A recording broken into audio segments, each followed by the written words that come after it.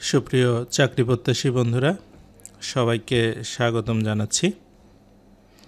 আজকে আমরা আলোচনা করব বস্ত্র ও পাট মন্ত্রণালয়ের অধীনে অফিস সহকারী কাম কম্পিউটার মুদ্রাক্ষরিক পদে ৯/৫/২০২৫ তারিখে যে পরীক্ষা অনুষ্ঠিত হয়েছে তার সম্পূর্ণ প্রশ্ন ব্যাখ্যা সহ সমাধান নিয়ে। তো চলুন শুরু করি তাহলে।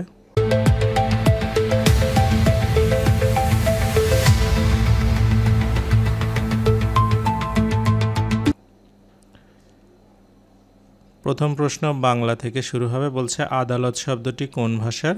এটা হচ্ছে আরবি ভাষার শব্দ। বিপরীত শব্দ লিখুন। প্রথম ছিল হচ্ছে জ্বলন, এটার বিপরীত হবে হচ্ছে নির্বাপন। দীর্ঘ, এটার বিপরীত হবে হ্রস্ব। সমত, পরমত এবং হরণের বিপরীত হবে হচ্ছে পূরণ। এরপরে ৩ বলছে সন্ধি বিচ্ছেদ করুন। সঞ্চয়, এটা হবে সমযোগ ছয়। তপবন, তপ বিসর্গ যোগ বন। সদুপায়, সৎ যোগ উপায় এবং গোষ্পদ, এটা হবে গোযোগ পদ। এরপর বলছে ব্যাস বাক্য সহ সমাস উল্লেখ করুন। প্রথমে আছে হচ্ছে পদচ্যুতি, এটা পদ থেকে চ্যুতি, পঞ্চমী তৎপুরুষ সমাস এবং হচ্ছে হর রোজ, রোজ রোজ, এটা হচ্ছে অব্যয়ীভাব সমাস।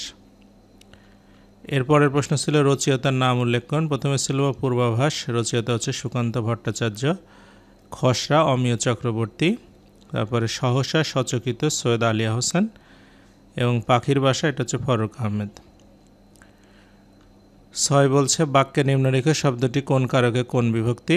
প্রথমে ছিল আয়োজন পদ্মপাতায় নীর, এই বাক্যে পদ্মপাতায় কোন কারক? পদ্ম যেহেতু পাতায় সেহেতু এটা জায়গা অধিকরণ কারকের সপ্তম বিভক্তি। জিজ্ঞাসিব জনে জনে, যেহেতু জনে জনে জিজ্ঞেস করবে, এটা হচ্ছে কর্মকারকে সপ্তম বিভক্তি। এরপরে বলছে নিচের শব্দগুলি 2টি করে সমার্থক শব্দ লিখুন। প্রথমে হচ্ছে পদ্ম, এটা হচ্ছে কমল এবং উৎপল। আর এটা হচ্ছে ভার্যা, ভার্যা হচ্ছে আপনার পত্নী অথবা হচ্ছে জায়া।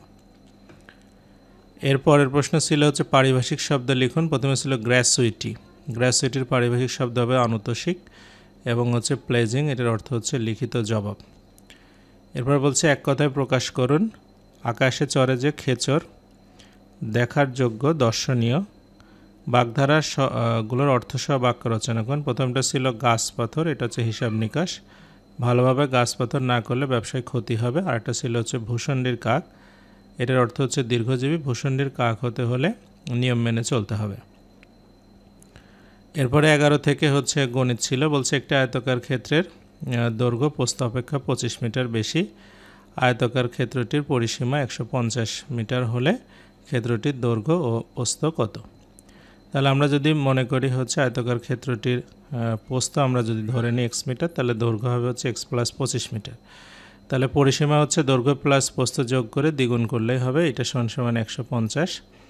তার মানে 2 দিয়ে ভাগ করলে এটা হবে 75। 75 থেকে 25 বাদ দিলে 50, অর্থাৎ x এর মান হচ্ছে 25। তাহলে প্রস্থটা হবে হচ্ছে 25 আর দৈর্ঘ্যটা হবে হচ্ছে আপনার 25-এর সাথে 25 যোগ করলে 50। তাই আয়তকার ক্ষেত্রের প্রস্থ হচ্ছে 25 মিটার আর দৈর্ঘ্য হচ্ছে আপনার 50 মিটার।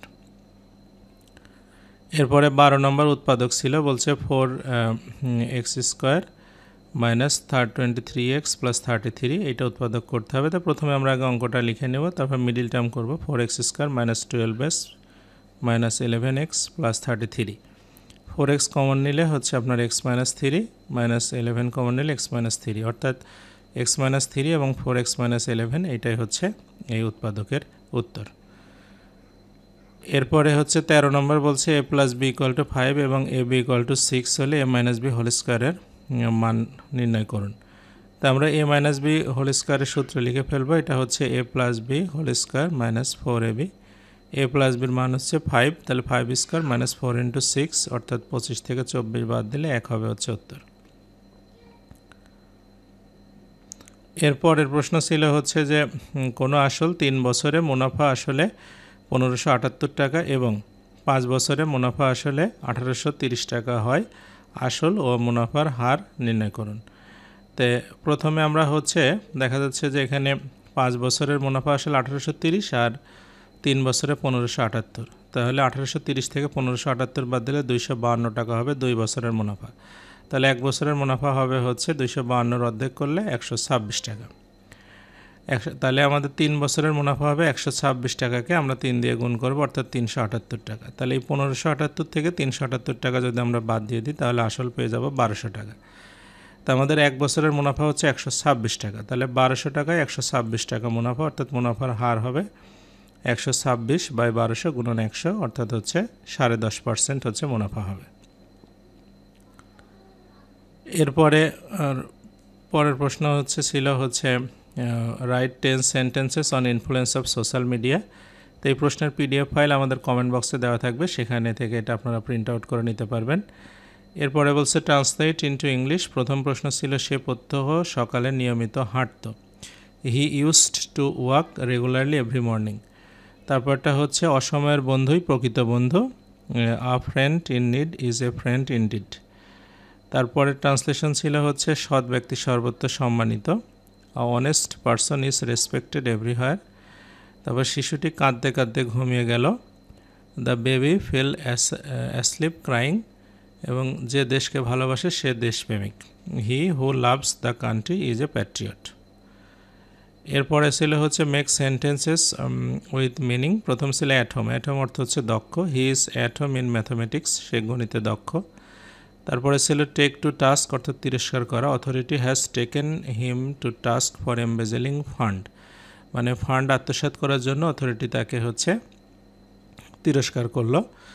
এরপরে ছিল মেডেন স্পেস, এটা অর্থ প্রথম বক্তৃতা। His maiden space is very impressive, তার প্রথম বক্তৃতা খুব ভালো ছিল। তারপরে ফেয়ার প্লে অর্থ ন্যায় বিচার। Fair play is important for democracy. এবং ফাইনালি ছিল ওয়ার অ্যান্ড টিয়ার, এটা অর্থ অবচয়। The machine have their wear and tear, মানে মেশিনের অবচয় আছে। 18 বলছে ফিল ইন দ্য ব্ল্যাঙ্কস। প্রথমটা ছিল I am sure his success. শিওরের পরে অফ বসে, অর্থাৎ আমি তার সফলতার ব্যাপারে নিশ্চিত। He is blind his son's fault, তার সন্তানের দোষের ক্ষেত্রে সে চোখে দেখেন, এটা হবে ব্লাইন্ড টু।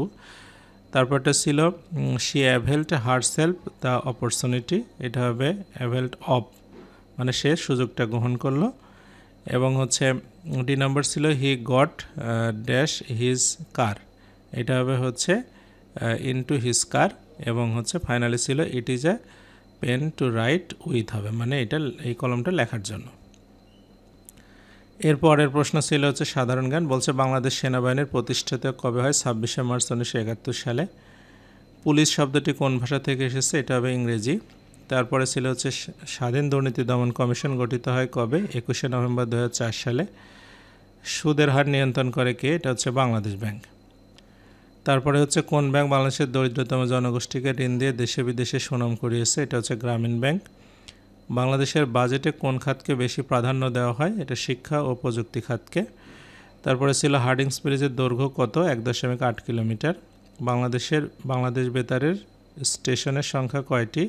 এটা হবে 14টি। তারপরের প্রশ্ন ছিল বিটিভি স্যাটেলাইট চ্যানেলের নাম কি? BTV world. বাংলাদেশের কয়টি ভূ উপগ্রহ কেন্দ্র আছে? 4টি। 21শে পদক প্রবর্তন করা হয় কত সালে? 1976 সালে। আবার ওয়ানডে ক্রিকেটে বাংলাদেশের অভিষেক ঘটে কবে? 1999 সালে। ভিজিএফ কার্ড কি? এটা দরিদ্র জনগোষ্ঠীকে খাদ্য সহায়তার জন্য ভালনারেবল গ্রুপ ফিডিং নামে একটা কার্ড। এরপরের প্রশ্ন ছিল এসএএসসি এটা কি? এটা সাউথ এশিয়ান স্পোর্টস কাউন্সিল। বিশ্বের অধিক সীমান্তবর্তী দেশ কোনটি? চীন। এশিয়ার বৃহত্তম সাগর কোনটি? দক্ষিণ চীন সাগর। আয়তন এশিয়ার সবচেয়ে ছোট দেশ কোনটি? এটা মালদ্বীপ। এরপরে বলছে পাটকে কয় শ্রেণীতে ভাগ করা যায়? 2 শ্রেণীতে, সাদা পাট আর তোষা পাট। বর্তমানে বিশ্বের সবথেকে বড় পাট কল কোনটি? এটা আকিজ জুট মিল, মকসুদপুর, গোপালগঞ্জ। বাংলাদেশের বৃহত্তম কৃষি উদ্যান কোনটি? এটা গাজীপুরের কাশিমপুরের কৃষি উদ্যান। তো এই পর্যন্তই ছিল আজকের প্রশ্ন সমাধান। যদি ভালো লেগে থাকে অবশ্যই লাইক, কমেন্ট, শেয়ার, সাবস্ক্রাইব করবেন। সে আশা করে আজকের মতো শেষ করছি। সবাইকে অসংখ্য ধন্যবাদ।